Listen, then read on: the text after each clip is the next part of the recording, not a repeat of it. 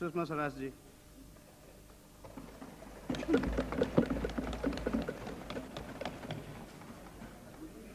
अध्यक्ष जी, विश्वास का जो प्रस्ताव भारत के नए प्रधानमंत्री श्री इंद्र कुमार गुजराल जी ने अभी सदन में चर्चा के लिए रखा है, मैं अपनी पार्टी की ओर से उसका विरोध करने के लिए खड़ी हुई हूँ। अध्यक्ष जी, परसों जी टीवी पर मैं आपका एक इंटरव्यू देख रही थी जिसमें आपने ये कहा कि 11वीं लोकसभा जिसकी अध्यक्षता करने का सौभाग्य आपको प्राप्त हुआ है वो सबसे ज्यादा संख्या में विश्वास मत लाने के लिए चर्चित होगी। वो बिल्कुल सही बात है। अध्यक्ष जी, आज तक नो कॉन्फिडेंस मोशन जो हुआ देश में 5-4 इसी संसद में बिल्कुल सही कह रहे हैं अध्यक्ष जी, वास्तव में देश का कोई पूर्व सूचना और प्रसारण मंत्री पहली बार लोकसभा का अध्यक्ष चुना गया है, इसलिए इस सरकार ने विश्वास प्रस्तावों का सीरियल बनाने का फैसला किया है जिसका तीसरा एपिसोड आज हम देख रहे हैं। प्रधानमंत्री भी पूर्व सूचना मंत्री और आप भी। अध्यक्ष जी, अभी विश्वास मत रखते हुए अपने पहले वाक्य में प्रधानमंत्री ने कहा, मैं आने वाले दिनों की कुछ बात कहूं तो अच्छा होगा। आने वाले दिन की बात तो हमने सुनी गुजराल जी, लेकिन कुछ बीते हुए दिनों की भी बताते तो ज्यादा अच्छा होता। ये सरकार आगे क्या करेगी ये तो हम सब देखेंगे, लेकिन ये सरकार अस्तित्व में कैसे आई जरा इसकी भी दास्तां सुनाते तो अच्छा होगा। अध्यक्ष जी, गए 10 दिनों में इस देश के राजनीतिक रंगमंच पर जो कुछ घटा है वो बेहद शर्मनाक है। वो 10 दिनों का इतिहास धोखाधड़ी और बेवफाई का इतिहास है। जो मंत्री आज इस तरफ बैठे हैं, अध्यक्ष जी, आज से 10 दिन पहले जब विश्वास प्रस्ताव यहां रखा गया था, जिस समय वो प्रस्ताव रखा जाना था, मैं सदन में प्रवेश कर रही थी, मुझसे बाहर एक पत्रकार ने पूछा, सुषमा जी आज क्या होगा? तो मैंने कहा होगा क्या, या इस सरकार की जान जाएगी या नाक जाएगी। लेकिन उस दिन मैंने ये कल्पना नहीं की थी कि इस सरकार की एक दिन जान जाएगी और दूसरे दिन नाक भी जाएगी। जो सरकार 11 अप्रैल को गिरी, आज वही सरकार अपनी प्रतिष्ठा धूल में मिलाकर विश्व के सबसे बड़े लोकतंत्र भारत की दुनिया में जग हंसाई करवाकर, खिल्ली उड़वाकर पुनर्जीवित हो रही है। वो मंत्री जो 10 दिन पहले इसी सत्र में, इसी सदन में देवे गौड़ा के साथ जीने मरने की दुहाई दे रहे थे, आज वो सभी गुजराल जी के नेतृत्व में वापस इस तरफ बैठे हैं। उसकी कार्रवाई केवल आपने और मैंने नहीं सुनी थी, केवल इस सदन के सदस्यों ने नहीं सुनी थी, दूरदर्शन पर उस कार्रवाई का सीधा प्रसारण हुआ था, देश के करोड़ों लोगों ने उसे देखा था। यहीं बैठे हैं रामविलास पासवान, कितना गरज कर कहा था, कहते हैं ये कांग्रेसी नेता बदल दो। क्यों बदल दे नेता? नेता कोई मजाक की चीज है? ये मेरे पास रामविलास पासवान के भाषण की प्रति है, मैं अपने मन से नहीं इनका एक एक वाक्य बोलकर सुनाना चाहती हूँ। कहा था रामविलास पासवान ने 11 अप्रैल 1997 को दोपहर के 4:12 पर जब आप इस सदन में खड़े हुए थे, तो रामविलास जी आपने कहा था, देश का प्राइम मिनिस्टर क्या कोई मजाक होता है? ये नेता का पद है। पार्टी क्या चीज है? जब मन में आए नेता बदल दो, जब मन हो प्रधानमंत्री को बदल दो। देवे गौड़ा जी प्रधानमंत्री हैं, वे यूनाइटेड फ्रंट के लीडर हैं।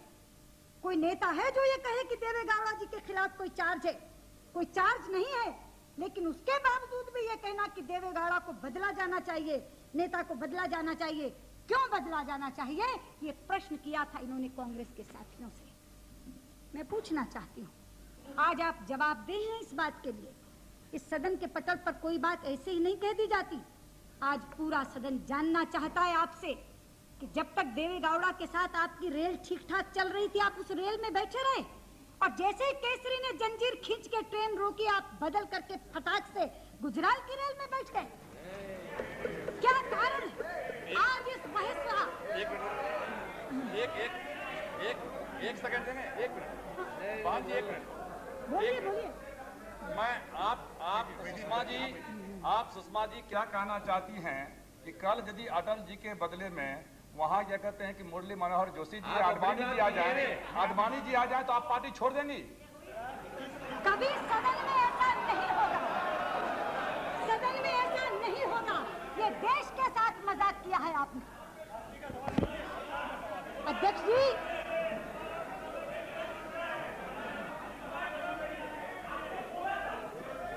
अध्यक्ष जी प्लीज। नहीं ऐसा नहीं। एक रामविलास पासवान क्या, ये अगली बेंचेस पर बैठे हैं श्री इंद्रजीत गुप्त।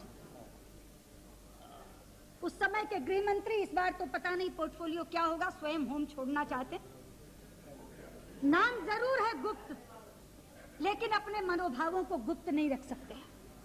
जो मन में होता है वो बाहर बोलते हैं। उस दिन कांग्रेस को कोसने में सबसे ज्यादा आगे बढ़े थे गुप्त जी। ये उनके भाषण की प्रति मेरे पास है। रात को 9:18 पर भाषण शुरू ही किया था आपने इससे। अध्यक्ष जी, ये गुप्त जी की बात है, वर्बेटिम लिखी हुई। This government is going now, this ministry has been killed by the senseless irresponsible action of the Congress party. Its leadership has killed this ministry, killed this experiment. So the blood of the United Front ministry is on their head. They will have to pay for it. मैं पूछना चाहती हूँ इंद्रजीत गुप्त जी, क्या आज आप उन्हीं कातिलों से मिल गए? Have you colluded with these killers now? ये आज नहीं मिले अध्यक्ष जी। इनकी कलाबाजी की भनक तो हमें उसी दिन लग गई थी जिस दिन अखबार में बयान निकला था इंद्रजीत गुप्त जी का कि इस संकट को पैदा करने के लिए कांग्रेस पार्टी नहीं, देवेगौड़ा जिम्मेदार है।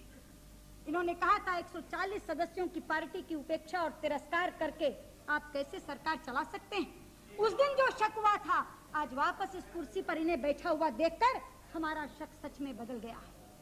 और मैं एक एक मंत्री की बात क्या कहूं, स्वयं प्रधानमंत्री बैठे हैं इंद्र कुमार गुजराल जी। जाते जाते आपसे देवेगौड़ा ने सवाल किया था, उन्हें आभास हो गया था कि ये लोग केवल इस सदन के भीतर साथ दे रहे हैं, बाहर जाते ही पीठ में छुरा भोंकने का काम करेंगे। इसलिए उन्होंने फ्लोर पर कमिटमेंट लिया था, जाते जाते नसीहत दी थी और प्रश्न भी किया था कि देवेगौड़ा जी की जो रिप्लाई का भाषण है उसकी प्रति मेरे पास है। रात को 10:30 बजे भाषण समाप्ति की ओर था। देवेगौड़ा कह रहे थे, a prime minister of this country, whoever it may be, when once the honor and dignity of that office goes, should not continue to as a prime minister under the mercy of anybody. What is that? We have to discuss again. With what courage do you want to go outside, Shri Gujral? Somebody wants to name you. You are the senior most leader, I accept, but not under this circumstance. And the Minister of External Affairs I.K. Gujral, उन्होंने सिर हिलाकर सहमति नहीं दी थी, उन्होंने बोलकर कहा था, I fully agree with you, मैं पूर्ण तरह आपसे सहमत हूँ। मैं पूछना चाहती हूँ गुजराल जी, क्या आज भी आप उनसे सहमत हैं? क्या आप उन्हीं लोगों के रहमो करम पर दोबारा प्रधानमंत्री बनकर नहीं आए हैं जिन्होंने 1 सप्ताह पहले आप ही के नेता देवेगौड़ा के साथ ही हश्र किया? अध्यक्ष जी, सच तो ये है, इस सरकार के निर्माण की कहानी इंसानी रिश्तों के घटियापन की कहानी। और मुझे सबसे ज्यादा दुख इस बात का है कि इस कहानी के चरित्र कल्पित नहीं है, इमेजिनरी नहीं है। किसी फिक्शन राइटर ने ये उपन्यास नहीं लिखा है। इस रंगमंच पर खेलने वाले पात्र इस देश के वो महान राजनेता हैं जो अपने आप को इस देश का कर्णधार कहते हैं, जो अपने आप को इस देश के उज्जवल भविष्य का रक्षक कहते हैं। ये 10 दिनों में ऐसा उपन्यास रचा गया है अध्यक्ष जी, जिसमें हर व्यक्ति दूसरे को धोखा दे रहा था। Where everybody was cheating everybody. जहां बेवफाई की कलम से ऐसी कलयुगी रामायण रची गई थी, जहां लक्ष्मण ने ही राम का राज लपक लिया। ये रामायण केवल यहाँ रची जाती है। और अखबारों में ये खबरें आती थी, मेरे मुंह से केवल 2 पंक्तियां निकलती थीं, जो शायद अगर देवे गौड़ा हिंदी समझते तो बोल सकते थे कि दोस्तों ने दोस्ती में इस कदर की दुश्मनी, दुश्मनों की दुश्मनी का सब गिला जाता था।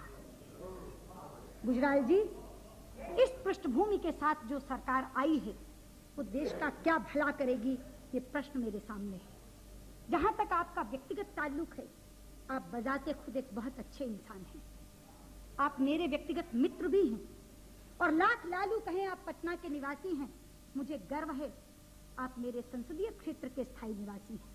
मेरी कॉन्स्टिट्यूएंसी ने देश को प्राइम मिनिस्टर दिया है, लेकिन आपके इस पद को ग्रहण करने पर मुझे खुशी कम और चिंता ज्यादा सता रही है, क्योंकि आप ऐसी बेड़ियों में जकड़े हुए प्रधानमंत्री बने। आप जिस यूनाइटेड फ्रंट के लीडर हैं, वो यूनाइटेड फ्रंट कोई कोहेसिव यूनिट नहीं है, वो एक चक्रव्यूह है, चक्रव्यूह, जिस चक्रव्यूह में सबसे पहले राजनीतिक दल हैं, 1-2 नहीं, पूरे 14। उसके बाद उस यूनाइटेड फ्रंट में 2 फ्रंट और हैं अध्यक्ष जी, एक फेडरल फ्रंट, एक लेफ्ट फ्रंट, और उसके बाद ऊपर है यूनाइटेड फ्रंट, और उस यूनाइटेड फ्रंट के ऊपर कांग्रेस से बात करने के लिए कोऑर्डिनेशन कमेटी। आपकी तो हालत ऐसी है गुजराल जी, जैसे संयुक्त परिवार की एक बहू होती है जिसके 1 दर्जन सास ससुर होते हैं, आपस में लड़ते झगड़ते रहते हैं, मगर अच्छा कहलाने के लिए उस बहू को सबको खुश रखना पड़ता है। मुझे तरस आता है, आपने ये रोल लिया क्यों?